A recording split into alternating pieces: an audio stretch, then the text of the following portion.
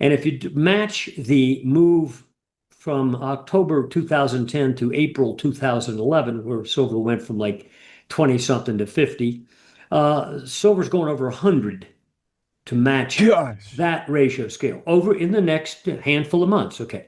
Now, Silver investors have waited for years through endless sideways markets, fake breakouts, and brutal corrections. But what if I told you the wait might finally be over? Michael Oliver, one of the sharpest momentum analysts in the business, says silver is now standing at the gate of going vertical. Not next decade, not in 5 years, but right now. If he's right, the moves we've seen so far are nothing compared to what's coming. Could silver explode past $100, even $200? In today's video, we're breaking down Oliver's most eye-opening comments and what they could mean for your future. we argue that you're at the gate of going vertical. And forget momentum now. We'll get into that later. And the key trigger for this, we'll get into in a second.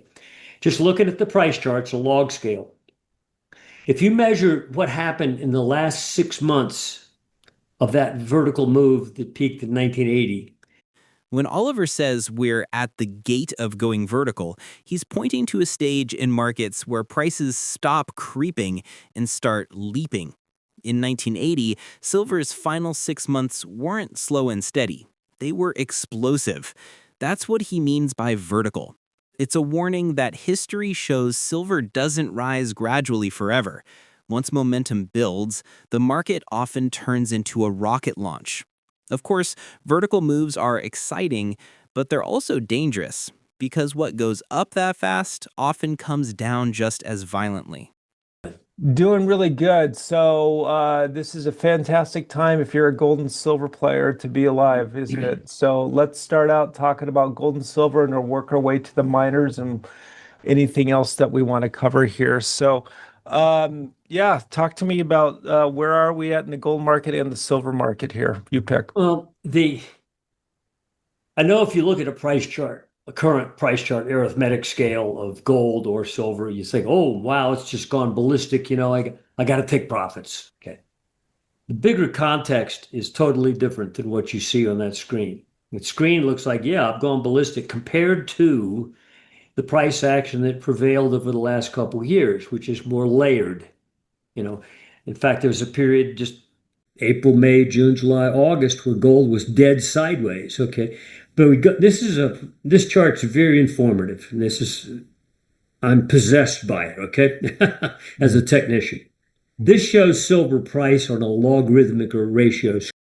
This is a powerful reminder not to judge the market only by short-term charts. Yes, gold and silver look like they've spiked, but zoom out and you'll see months of sideways consolidation.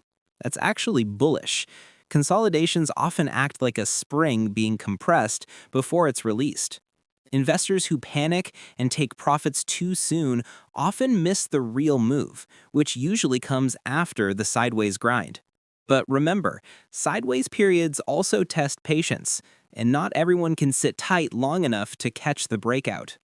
So I've shown the period in 79 and 80 where silver, after going up for several years, went vertical. Okay. And then there's the period in 2010, 11, the green arrow in the lines, where you've been going up for years. And then in the last 2 quarters, you went vertical. Okay. Mhm. We've been going up for years, just like those. Okay. Not vertical, arm wrestling all the way, torturing people, monthly consolidation periods, corrections, all that stuff that goes with the normal arduous bull market. We argue that you're at the gate of going vertical. Oliver is showing us a repeating pattern. Silver climbs for years in a slow grinding bull market, full of corrections and sideways periods, and then suddenly flips into vertical mode. It happened in 1979-80 and again in 2010-11. Both times, patient investors who endured the corrections were rewarded with once-in-a-decade type gains. But the pattern also tells us something important. Those explosive runs don't last long. They're the final stage of the bull cycle, not the beginning. We'll get into that later, and the key trigger for this we'll get into in a second. Just looking at the price charts, a log scale.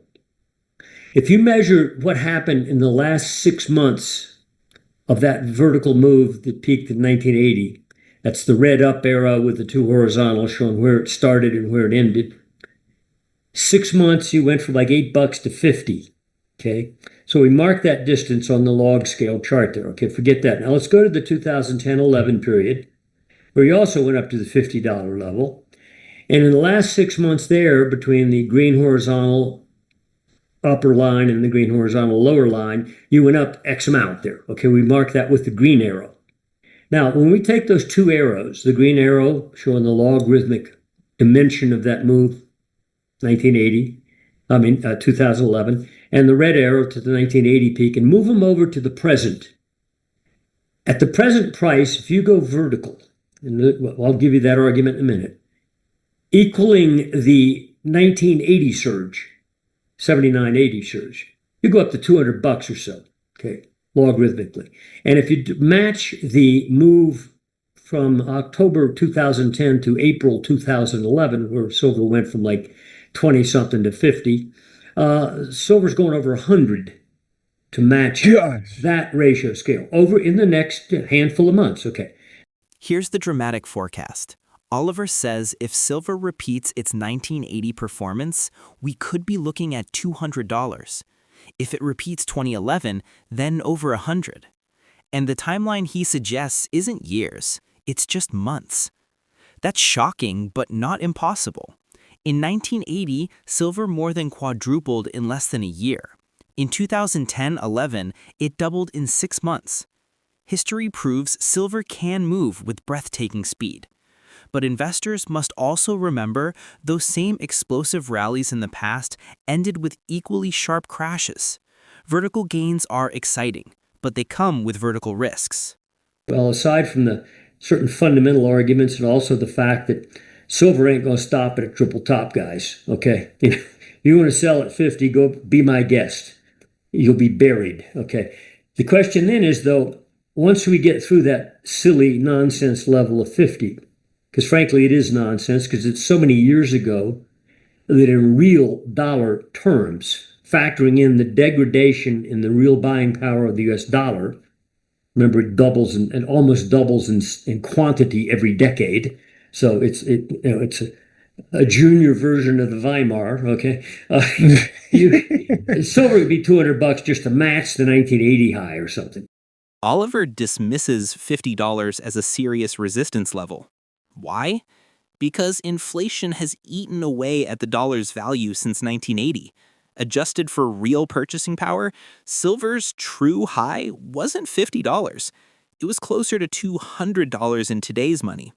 Gold has already smashed its 1980 peak, copper too. Silver, meanwhile, hasn't even broken through its old number.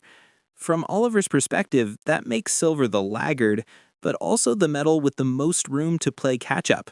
Still, while the inflation math makes sense, markets don't always behave logically in the short term. Go to the next page. Yeah, and to all my viewers and listeners, I'm looking at two different screens here. I have a screen with all of this information. Okay, now here we go. There we go. Let me explain what the top chart is. Yeah, please do. That's simply every month, where is the price of silver, divide an ounce of silver into an ounce of gold, and express it as a percent. Okay, we go back to late 2019, and you see the surge into 2020 where silver beat gold on the upside. The black line went from under 0.9% up to 1.5 something percent. So a big percent move. That's like silver went from 15 to 30 during that time, and gold went up about $600, but silver doubled. Okay. So the spread outperformed, silver outperformed gold. But since that high in actually early 2021, silver has been giving back relative value to gold. Okay. It actually dropped back under the 1% level early this year. In a sense, you could see shot up nicely now on the spread chart. Now, right now, the spread chart's above that downtrend, but we prefer that horizontal red line. This is the top chart again. Top Got it chart. right here. This is the spread itself, which is Mhm. price versus price expressed as a percent. I want to break out over that red horizontal. That means getting the price of silver versus gold from where it is right now, which is 1.23% approximately, above 1.31%. Then that spread has a triple top breakout over a base that goes back about 2.5, 3 years. Yep, So I it's see it. technically important. Okay. This is Oliver's technical trigger. He's not guessing, he's watching the gold to silver ratio. Historically, when silver starts outperforming gold, that's when the big surges happen. His line in the sand is 1.31%.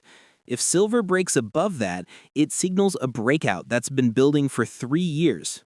In plain English, that would be the green light for silver to enter the explosive stage of its bull market. But until that level breaks, investors should recognize we're still in the setup phase, not the confirmed breakout. So, there you have it. Michael Oliver's playbook for silver. Whether it follows 1980, 2011, or carves a new path, the message is clear. Silver's biggest moves happen fast, and the window to act may not stay open for long. Disclaimer.